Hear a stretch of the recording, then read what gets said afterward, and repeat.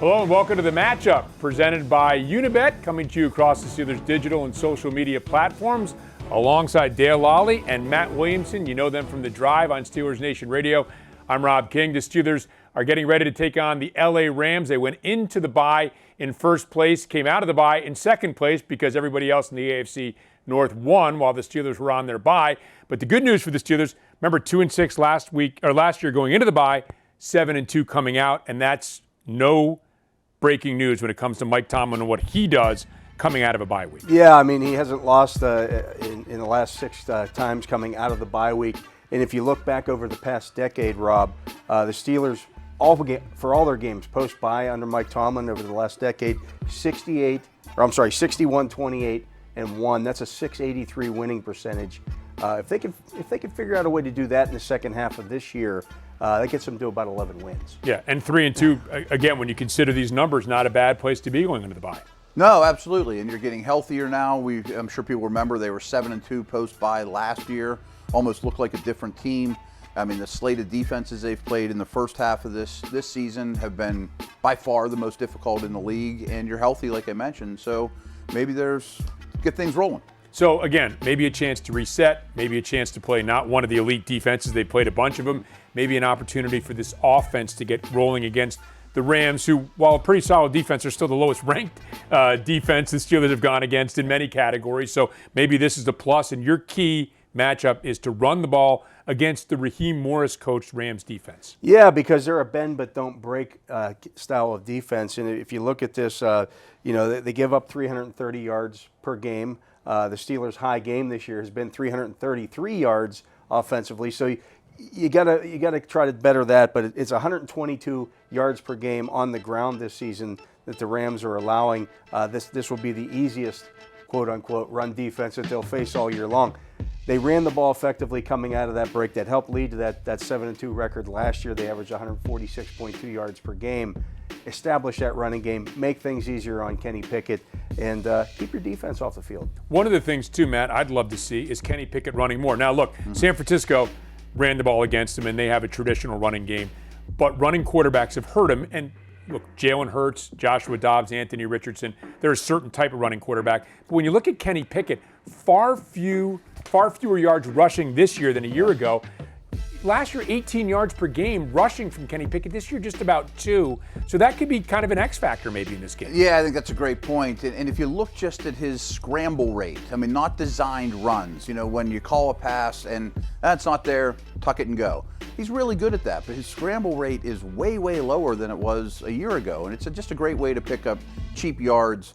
And to Dale's point, too, this defense, I think, is really well coached. Coach Morris does a very good job. But I'm sure most of our viewers can't name many people on their defense, to say the least. Well, name one. There's one that everybody can name. And let's name that guy, Aaron Yeah. Donald, because that's your key matchup. This is a guy, obviously, we know how elite he is. We know he's going to wind up at Canton. We saw him play in high school. We saw him play for Pitt. He looks like he's still at Penn Hills High School. Yeah. What he's doing to NFL offensive linemen, he's obviously a guy that can wreck all of your plans. No question. And that's the low-hanging fruit, is you have to deal with 99. I mean, he's an all-time great. He might be the best defensive tackle since Joe Green. I mean, he's that type of player. He's still, even at his age, definitely a top 10 defensive player, maybe even still the best defensive tackle in the league. Sometimes they'll line him up over tackles. I mean, they'll move him all over the place. But not his fault, but he has less help around him now than he has over the years. So, boy, does he get a lot of attention. And he will on Sunday. Yeah, and well-deserved, obviously. Of course, Right? yeah. One of the greats of all time, It for would just sure. be nice to Kenny Pickett because they're both Pitt guys. Pitt guys, Yeah, right, I don't Probably think, not. I don't think that's Probably that's not, gonna happen. Meanwhile, my key is take what the defense gives you, and I think this is important because you have to be patient, but I want to see the Steelers get back to some of the things that we saw them do well at the latter half of last year, which is run the football, Dale, but also take that step forward that we saw in the preseason throwing the football, and now maybe with the health that you talked about, Matt, maybe you get healthy. Maybe you can find a groove. It's a solid defense. It's not an elite defense. So maybe you can just find a way to get into a groove here and move the ball and be more consistent offensively. We've seen it in fits and starts. We have not seen the Steelers' offense be consistent enough. No, certainly not. And the key to me is don't get the third down so much. I mean, they were one of the top teams in reaching third downs in the pre-bye period.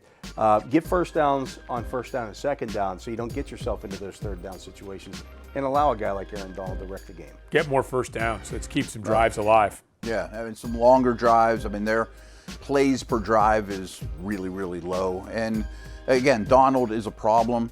And they have some other players that are, above average starters. But for the most part, they're searching for defensive guys that they can build around with mid to late round picks and whatnot. So in turn, they play a lot of zone, a lot of too high. The middle of the field's available for tight ends quite a bit too. I'd love to see Freiermuth get more involved. Oh, that would be nice. Yeah. It would be nice to see this offense get rolling just a little bit. Well, Yin's Chat's regular season challenge is back, and we're ready to tell you what we're doing this week. Each week, answer Steelers trivia and make game day picks for a chance to win signed helmets, jerseys, footballs, even a trip to the 2024 draft. New this season, doubling. Answer the day's questions correctly and get double the points. Log into the Steelers mobile app now and play for a chance at this week's prize. This is a tough one. TJ Watt autographed jersey and a pair of tickets to the Steelers-Packers game on November 12th. Over/under sack total for Sunday for TJ Watt, 1.7. That's a big number. That's a big number. I will say he's gotten double-digit sacks in one game 19 times in his career.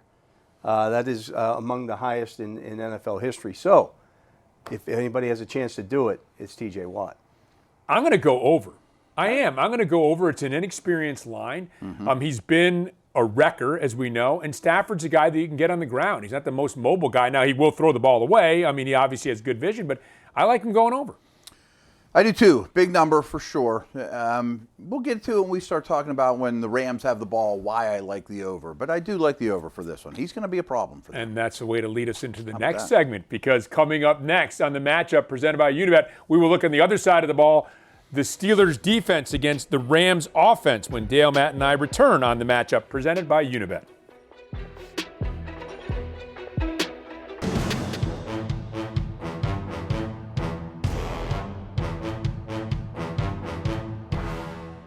Want to get gear direct from the team? Shop all things black and gold at the official Steelers Pro Shop located at Acrisure Stadium.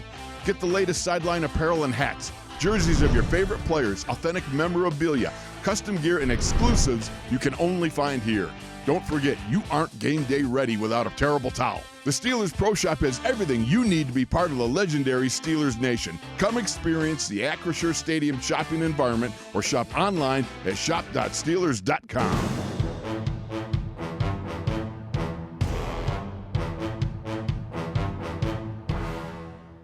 Welcome back to the matchup presented by Unibet, getting you ready for the 3-2 Steelers visiting the 3-3 Rams. This is an interesting Rams team, right? They're a little like Goldilocks. 3 years ago, they were too good, right? They won the Super Bowl. Last year, they were too good. They had the worst record for any AFL or NFL defending champ, defending a championship. They had 5 wins last year. Yeah. And now you look at the team this year, they're 3-3. Their only losses coming to Cincinnati, San Francisco, Philadelphia, games they were in. They were very competitive. I think they've been far more competitive than anybody really expected them to be. 100%. I thought they would be, the Bills are coming for all those Super Bowls. The last time they used the first round pick was on Jared Goff. I mean, so they're built a very different way than any team in the league. And I figured this would be the year that you had to pay for it. But they have a great coach, they have a great quarterback, and they have some other stars remaining from that era. They've been really competitive. Yeah, and they've been healthy this year. Yeah. They added 14 draft picks to the roster this year. 14. All 14 draft picks. 14 dudes. And by the way, not a first round pick. And a long snapper who's an undrafted so free agent. basically about 25% of your roster is rookies, and they've gotten by thus far. The key is, can they withstand a bunch of injuries, which they haven't had to do yet this season until they lose the running back this week. And thank you very much, Dale. That leads me to my key. I'm Like going to lead that off segue? here. Very, very nicely done. You guys should listen to The Drive. Yeah, I mean, you think this stuff happens all the time. Okay, so stop the run. That's for me, for my key. You think of McVay and you think of throwing the ball, but this is a team that always runs the ball well. They run that duo, again, with the double team blocking up the middle. They like to run that wide zone that the Steelers have sometimes had problems with, for sure. And I know Williams is out, and that's going to be a huge loss for them. But they began the second half last week in a tussle with Arizona. They came out and ran the ball 8 straight times. They said, we don't think you can stop it, and they couldn't stop it. and then there was a scramble after that, so it was officially a 9th straight run, but 8 straight running plays to begin that second half. So to me, this is what Sean McVay wants to be able to do: run the football on you. Then you can use Stafford with the play action and all the other things they want to do. So, yes, it sounds simple, but I think the Steelers have to find a way to stop the running game. Yeah, and I think that's the key for them, in any defensive game, because they don't, if a team can run and pass against you, it can be in for a long day. I don't care who's playing quarterback. So they have to shut that down, make the Rams one-dimensional, and if they can do that, then they can get after them with the strength of their defense, which is the pass rush. And we don't know, of course. I mean, the running back situation, you lose Kyron Williams. You've already traded Cam Akers. I mean, this is...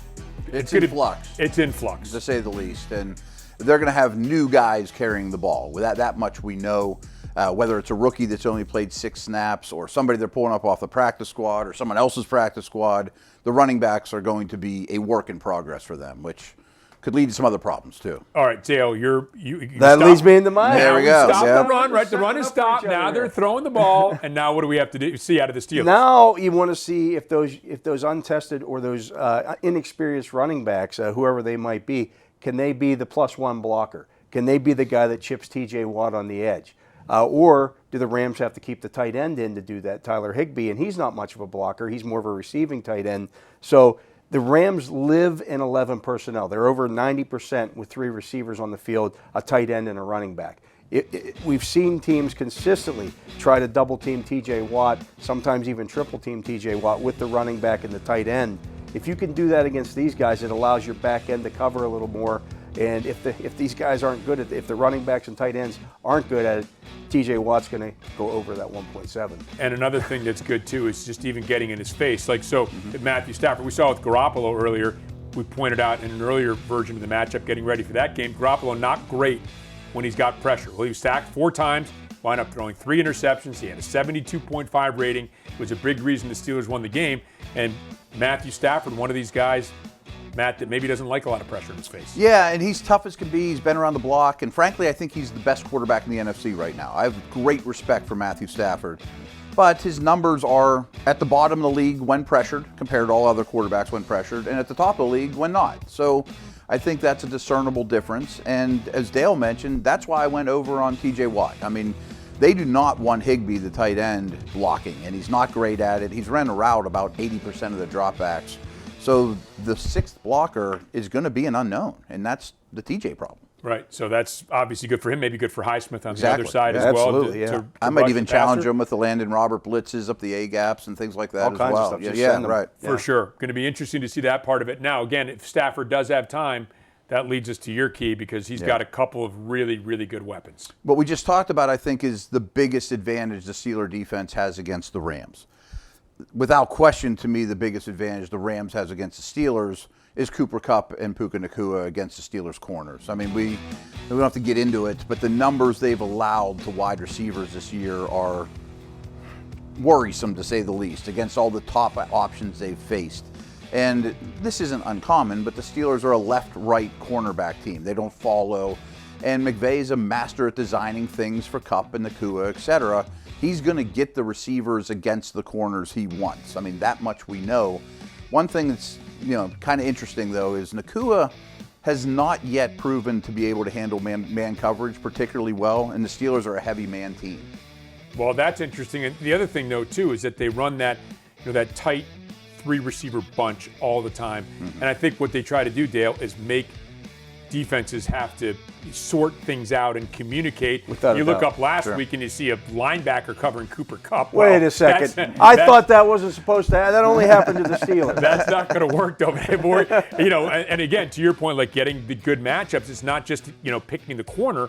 It's how you can use that tight trips bunch to get really good matchups. Yeah, in the and passing game as well. McVay's a master of doing that stuff. That's how he cut his teeth. That's what he does. I mean, he's an offensive manipulator. I don't know that he's quite at the Shanahan level in terms of that, but he's very good at it. And you're going to see some situations, folks, in this game where they wind up with a linebacker covering a wide receiver. It's not what the defense planned to do, but it's what McVay's offense and forced him to do in that situation. It happens to every team in the NFL. And Rob, what's interesting too is Kupp's now been back for 2 games, and he's gone right back into the role of being the alpha. And I think people realize Puka Nacua as a rookie while Kupp was out, he was getting 20 targets a game and he was lighting it up.